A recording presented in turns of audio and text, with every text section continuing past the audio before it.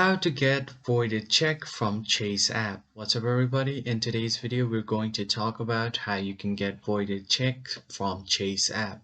So you can request a voided check from Chase online or by calling their automated phone system on this given number. The other thing that you can do is if you access your Chase account online through their website, that is www.chase.com, or the Chase mobile app, you'll have to locate the customer service or the help section, and after that you have to look for an option to request a voided check or account information. After that, you just have to follow the on-screen instruction to submit your request, and you'll typically receive the voided check via email or physical mail within a few business days.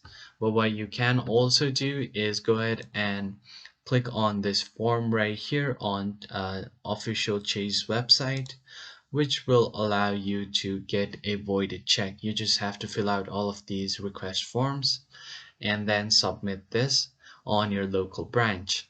After that, within a few days, you should receive a voided check. So that's it for this video, guys. I will see you on the next one.